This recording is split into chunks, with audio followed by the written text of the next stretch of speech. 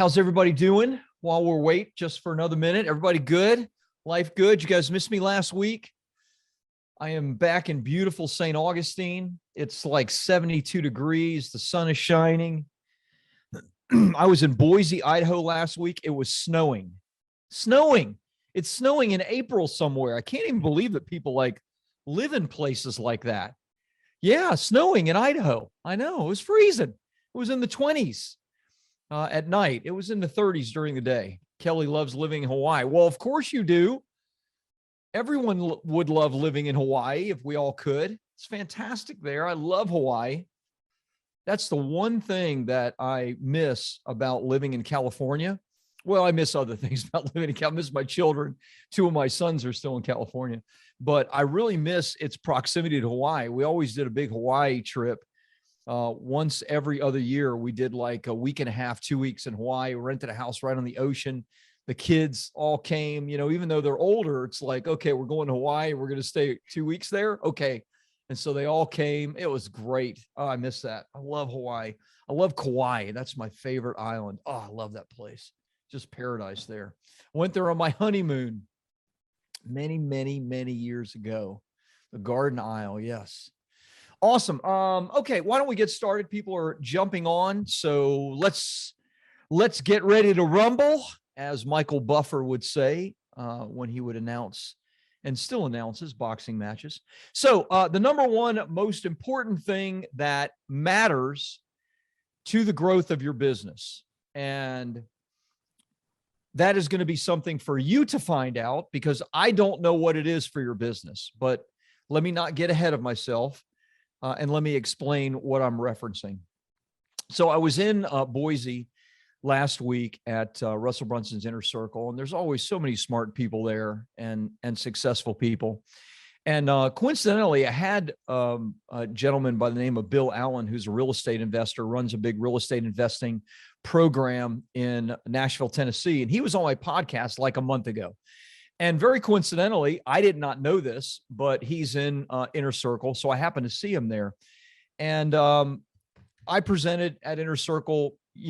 Many, many people do present at Inner Circle. And Bill had something that he wanted to share regarding some of the things that he's doing in his business. Now, he runs an 8-figure real estate coaching business, and very successful. And he shared something that I thought was really simple, but profound at the same time. At least I think it is, from the standpoint that I really think it's going to mean some cool things for my business and for what we're going to do at Bestseller Publishing. But what he shared was, he's a data nerd. That's the way he described himself. He's a former Navy pilot and trainer, and now a reservist and a obvious real estate investor and real estate coach. And so he started looking at all the data of his large company and asked himself a bunch of questions. What was their very first contact with his company? He does all kinds of things. He does live events. He does email marketing. He has a large email list. He does marketing online, et cetera. He asked, how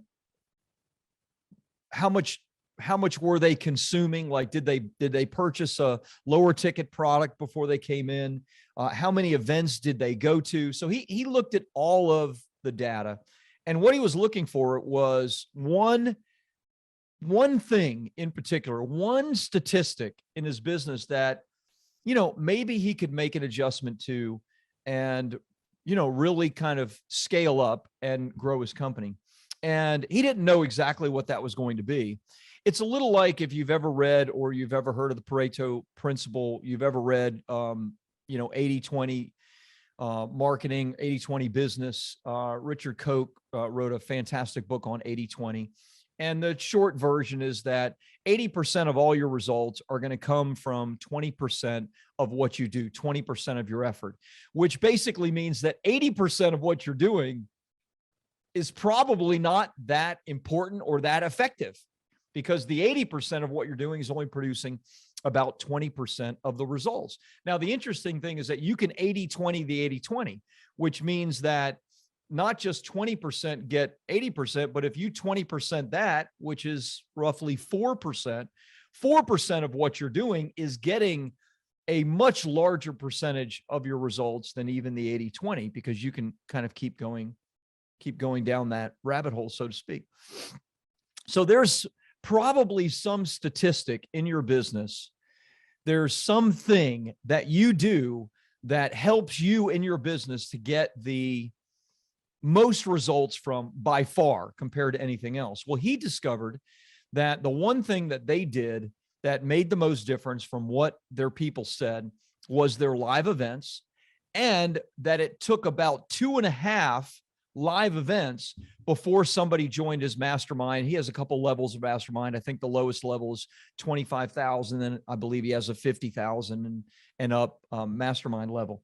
And what he realized is that it takes 2.5 events. The problem with that is that he was only doing one big live event per year. So that meant that the average person was taking a couple of years from the time they first interacted with him and his company before they actually joined a mastermind. So his thinking was, okay, how could I expedite that? How could I accelerate that?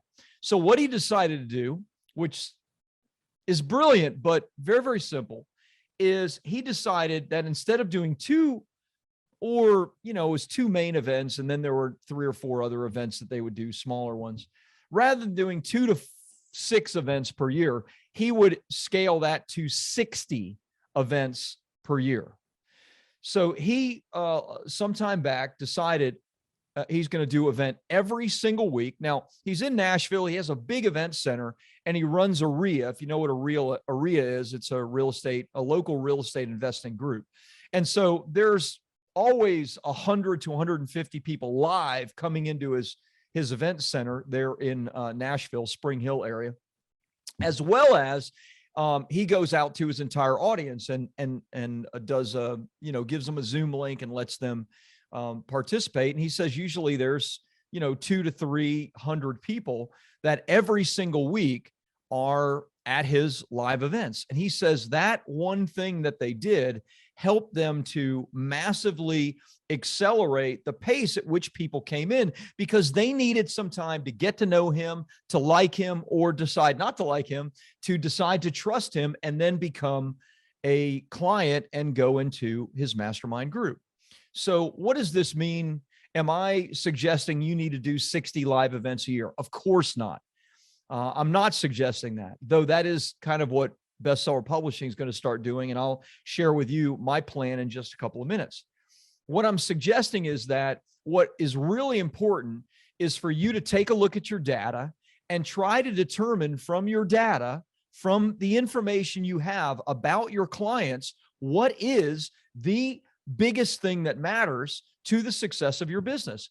I don't know what that is. Yesterday, every Monday, we do our C3 accelerator call. This is kind of our Bestseller Publishing coaching group. And I had Trudy Charay on. Trudy wrote a fantastic book about digital marketing. And I had her, did an interview with her.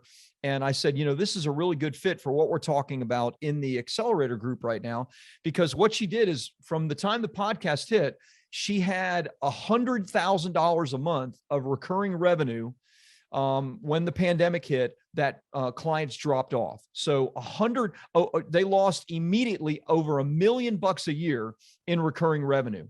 So she decided to take a good hard look, kind of similar to what I was sharing about Bill. And she started a really kind of simple plan. She calls it the 10+10 plan. That's what she wrote her book about.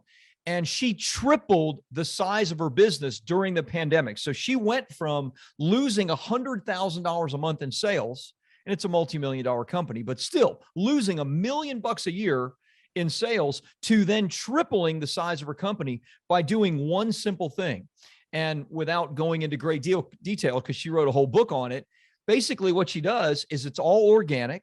And she reaches out primarily on LinkedIn to 10 new people every single day to build relationships, to build trust. She's in the eye industry. She works primarily with optometrists and does marketing for optometrists.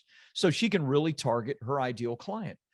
The point is that is as far removed from Bill's plan, right? Where you're going to do he's doing 60 live events that average hundreds of people coming to. And when I say live, this is live. So this is a version of a live event, right? You don't have to be in an event center to do a live event. It could be a challenge. It could be a workshop that you're doing, et cetera. Trudy, on the absolute other end of the spectrum, tripled the size of her business by simply doubling down on the thing that made her business successful in the first place, which was cold outreach, primarily on LinkedIn, right? So the point is there is a metric, probably one particular metric in your business that matters more than anything else.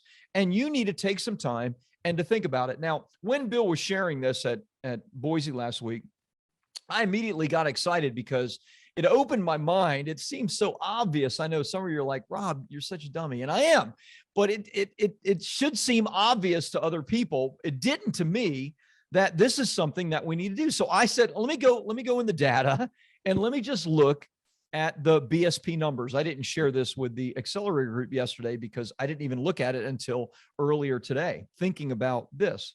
So we bring on, somewhere in the range of 150 to 200 new clients every single year at BSP. And I didn't look at all the data from last year because there's so much of it.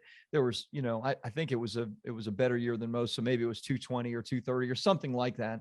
But I decided just to look at the data from the first quarter of this year, January, February, March, because like intuitively, I already know what I was going to find, but I decided let's go ahead and look anyway. So intuitively, I felt like, and I even shared this in Inner Circle for a completely different reason, but I felt like intuitively that a good portion of our clients come in from the live speaking that I do. And that is primarily one thing, which is a challenge. And I only do about 4 of those a year. And I do a couple of workshops here and there as well, like a long form webinar, which I'm doing a live workshop tomorrow, a 4-hour workshop. But I didn't do that many last year. I did a few of them. So primarily these live events, I felt like intuitively, that's where a good percentage of our clients are coming from. So I looked at the math over the first 3 months of the year, not including the month of April. But January, February, March, we brought on 38 new BSP clients. If you're one of the new BSP clients, thank you. Thank you for your trust in me and BSP. 38 new clients. Listen to this. We did 2 events in 3 months, just 2 events, 19, exactly 50%, 19 of our clients came from 2 things, 2 events. One was a 4-hour workshop and one was a 5-day challenge. Everything else that I do, and I run, you guys know what I do. I run multiple funnels. I do email marketing. I do all this other stuff. I have my book funnel. I run my, application funnels. We have a sales team. All of that. Suzanne says, that's how I found you. You spoke at Shanda's event. Yeah. Add all the other stuff, the 80% of the stuff that I do. It's even more than that, 90% of the stuff that I do. And half of my clients from this year came in from me speaking 2 times. Okay. So I had this intuitive feeling that was the case.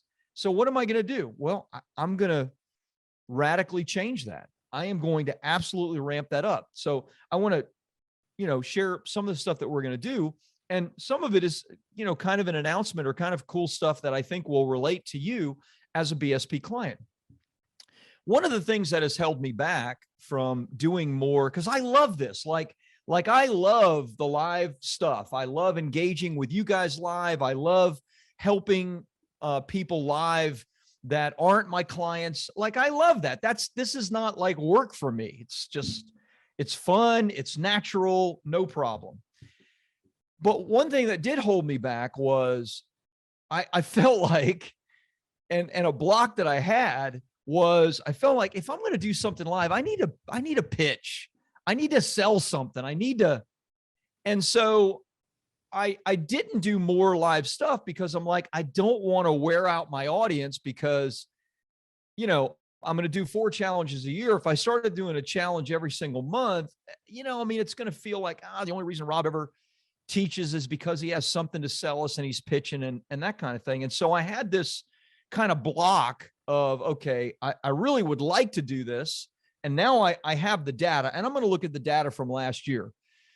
I don't think it's 50%, but remember, I only did like 4 or 5 events last year, live speaking type events. So it's still a large percentage of where our clients are coming from. And so I thought, well, if I've stopped myself from, doing this teaching and getting people to know me and warming up my audience and building that know, like, and trust factor simply because I haven't wanted to pitch, then how about this?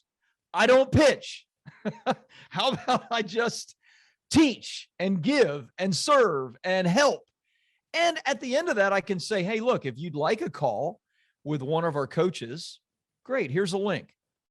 And so I know it sounds so obvious, forgive me, but so I am going to start doing a weekly live training, different subject matter, perhaps have some similarities to this, but it will be for people that aren't clients of Bestseller Publishing. And it will be focused on kind of the 4 aspects of having your book, the mindset, how to write your book, what we call the publish part, a publish, promote, profit, the promotion part, and then the profiting part. And here's the cool thing, an announcement and what do you think about this part? But I would love to have like my BSP clients, like 1 or 2 on each week. That could be like a time for me to promote you and your business and your book, and for you to kind of share, okay, here's what helped me, here's what I learned, here's, the challenges I had to overcome, etc. 5 minutes, right? Something like that. 10 minutes. That's the idea.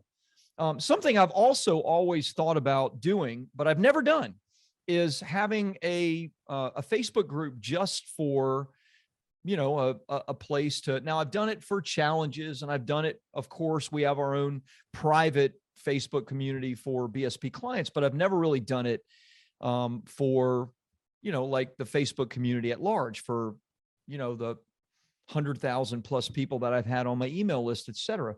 And part of the reason that I haven't done it is because I just haven't had a reason, something regular to give them. That's why I set up Facebook groups for every challenge that I do, because I know, well, I'm going to teach. And so I'm going to be giving all this week in the challenge. And then I'm not going to do another challenge for 3 months or 4 months or whatever the number is. And then that group kind of dies, and et cetera.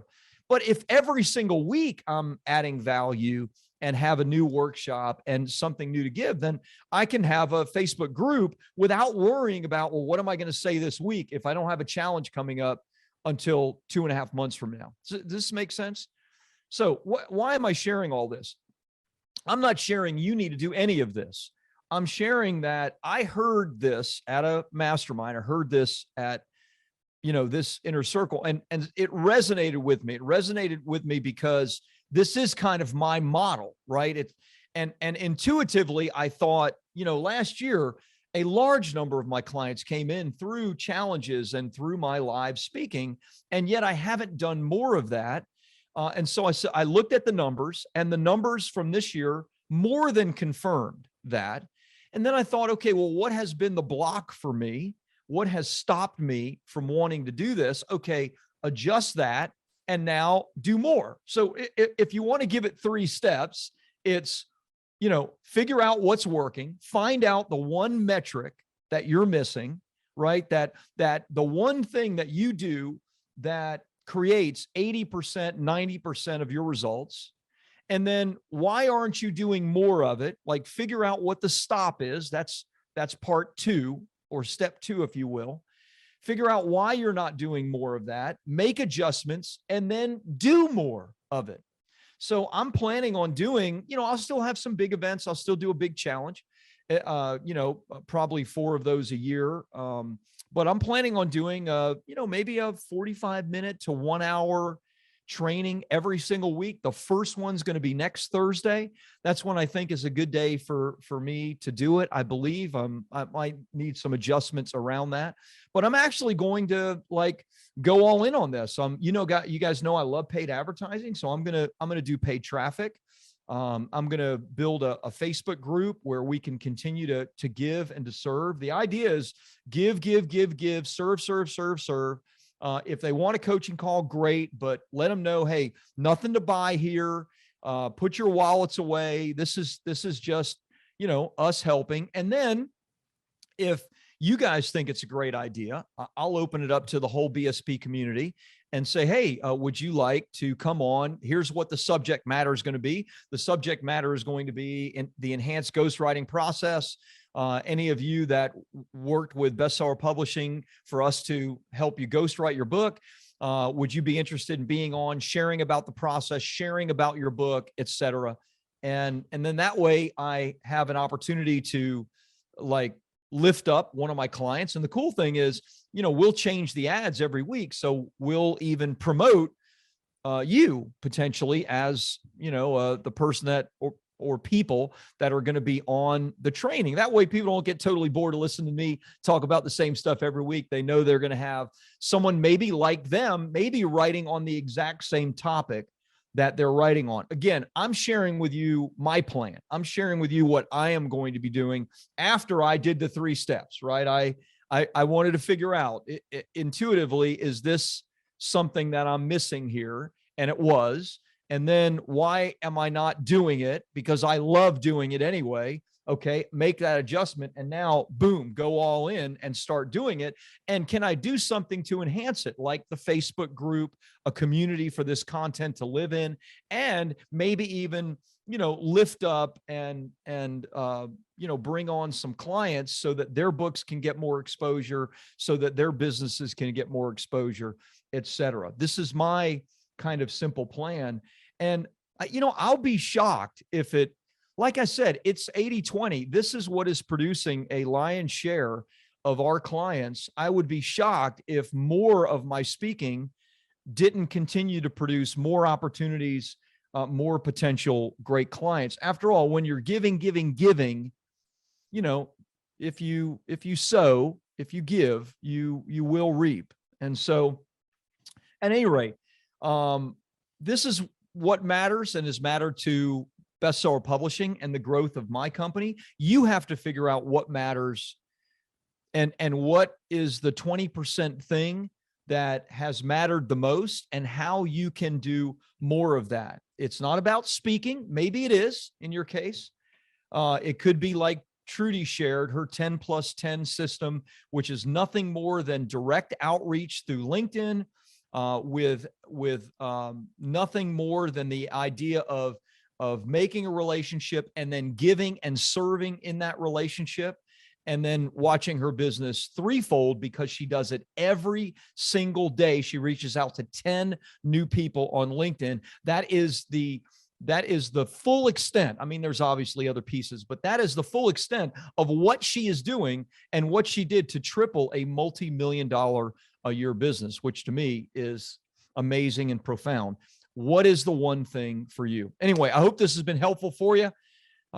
This is the one thing that has mattered most to Bestseller Publishing. And I hope you can figure out what that one thing is for you guys as well.